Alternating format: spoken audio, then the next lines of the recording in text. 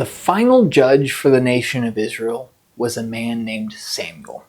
During this bleak time in Israel's history, he stood as a final pillar of good leadership, while it seems everything else was crumbling around him. There are two books of the Old Testament that bear his name, 1st and 2nd Samuel. In 1st and 2nd Samuel, Israel tires of being delivered by judges, and they ask for Samuel to give them a king like the nations around them. This was a very, very bad thing, because Israel already had a king, God. In their desire to be like the other countries, they are effectively telling God they have rejected him. Well, Samuel immediately realizes the implication of their request. However, God tells Samuel to appoint a king for them, to give them what they've asked for, so that they can learn the consequences. So God has Samuel appoint a man named Saul as their first king. Now Saul was everything the Israelites wanted. He was strong and handsome, the picture of a dashing young leader. But underneath this exterior, Saul carried major character flaws. As the saying goes, power corrupts, and that is exactly what happens to Saul. Saul begins his kingship with a measure of humility, but soon the power and authority of the office lead to pride and bad decisions. Saul forgets his place, and he tries to offer sacrifices to God, a role reserved for the priests. Saul also fails to fulfill God's orders in destroying the Amalekites, but instead preserves the spoils of war to bring home. After these acts of faithlessness, God chooses to replace Saul with a new king, a man named David. Now, David is best known for slaying the giant Goliath. It is David's faith in God that gave him the courage to single-handedly take on Goliath. And this act of valor gained him fame and also caused King Saul to become jealous and suspicious. 1 Samuel records the relationship between David and Saul.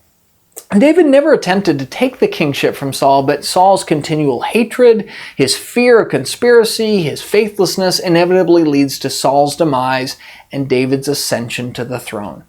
After 40 years of reign, David becomes king in 2 Samuel.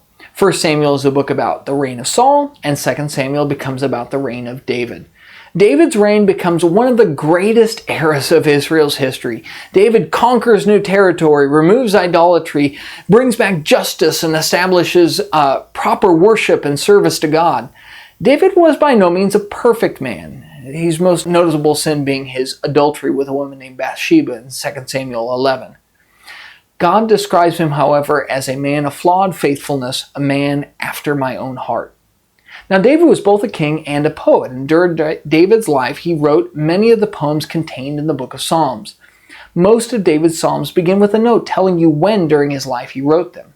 As David prospers, he wished to build a temple in the city of Jerusalem to God as a permanent location for worship, a more glorious version of the tabernacle that had been constructed earlier.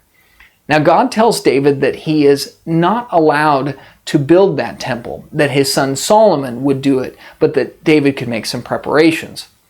God was so touched, however, by David's request to build the temple that he also made him a promise. David would always have a son on the throne as long as the kingdom lasted. After 40 years of reign, David will die, and his son Solomon will reign in his stead.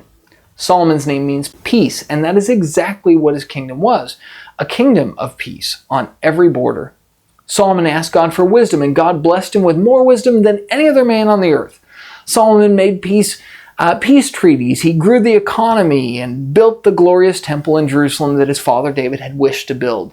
The temple became the new location for the Ark of the Covenant, the daily sacrifices, and the other priestly worship acts. It contained all of the same elements as the tabernacle, but in a permanent structure made of cedar, gold, silver, and bronze. Beyond all the economic growth and peace, Solomon also used his God-given wisdom to write 3 books of the Old Testament. He wrote the book of Ecclesiastes, which is a book about the vanity of life without God. With all of his wealth and power, Solomon pursued every human enjoyment that you could ever imagine and found all of them to be worthless without God. He also wrote most of the book of Proverbs, and Proverbs are short little sayings packed with wisdom. They discuss everything from youth to money to marriage to politics to alcohol and many other practical issues that we must face in life. Lastly, Solomon wrote a large poem called the Song of Solomon, about romantic love and the joys and risks during the thrilling time of life when we're searching for a spouse. With all of his wisdom, Solomon led a time of immense prosperity and peace for the nation of Israel. But there was a dark cloud on the horizon: idolatry.